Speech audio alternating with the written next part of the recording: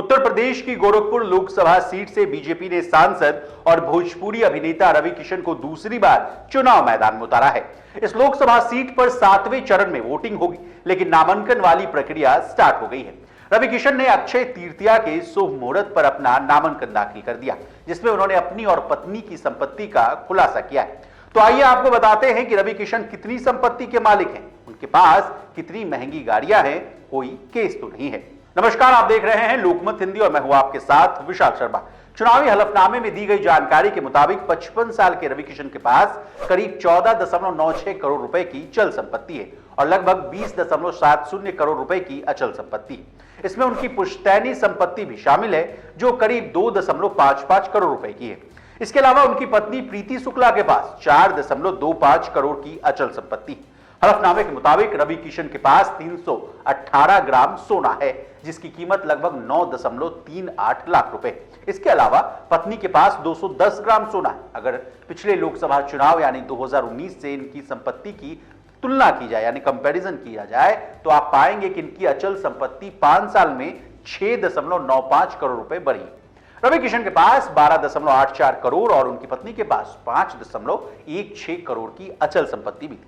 वहीं रवि किशन के पास 1.77 करोड़ रुपए के कर्ज भी थे, यानी इतने पैसों के वो कर्जदार भी। पैसों की बात हो गई तो रवि किशन भैया के पास कितना आलीशान बंगला है, ये भी जान लीजिए। बीजेपी सांसद और एक्टर रवि किशन के पास 11 घर है, जो मुंबई से लेकर गोरखपुर तक में फैला हुआ है और इनकी कीमत करोड़ों रुपए में। इनमें मुंबई के अंधेरी वेस्ट में फ्लैट, पुणे के स्काई विमान नगर में फ्लैट, मुंबई के जोगेश्वरी में बंगला, ओशिवारा में फ्लैट, मुंबई के गोरेगांव वेस्ट में फ्लैट, गोरखपुर और जौनपुर में आलीशान बंगला शामिल।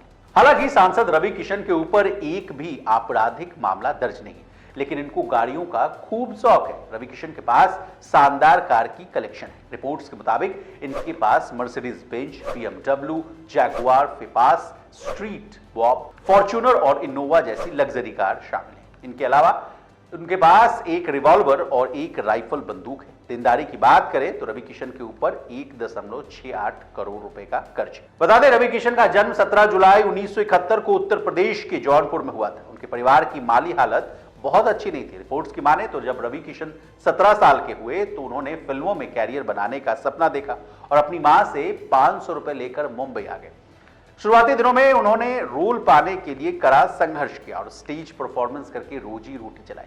इसके बाद बी ग्रेड फिल्मों में उन्हें काम मिलना शुरू हुआ और इसके बाद उन्होंने अपने एक्टिंग की दम पर रास्ते बनाते हुए नया मुकाम हासिल करने में कामयाबी पाई। रवि किशन ने साल 2019 में गोरखपुर लोकसभा सीट से चुनाव लड़कर संसद में एंट्री की थी। अब एक बार फिर इसी सीट पर वो मैदान में, जहां पर लोकसभा के आखिरी चरण यानी 7वें चरण में मतदान हो, जो 1 जून 2024 को। इस सीट पर रवि किशन का सीधा मुकाबला इंडिया गठबंधन से सपा प्रत्याशी काजल निषाद से, जो खुद भी भोजपुरी सिनेमा की अभिनेत्री रह चुकी। अब जाते जाते जिस सीट पर लड़ाई हो रही है, उसके समीकरण से भी रूबरू हो जाएगी। गोरखपुर में पिछड़े और दलित मतदाताओं की संख्या ज्यादा बताई जाती है। एक अनुमान के मुताबिक यहाँ पर करीब 4 लाख निषाद जाति के वोटर हैं।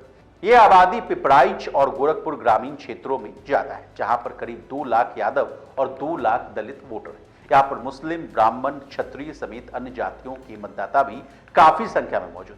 अब कौन इस सीट से बाजी मारता है, इसका फैसला तो 4 जून को होगा। लेकिन तब तक के लिए बने रहिए हमारे साथ और देखते रहिए लोकमत हिंदी।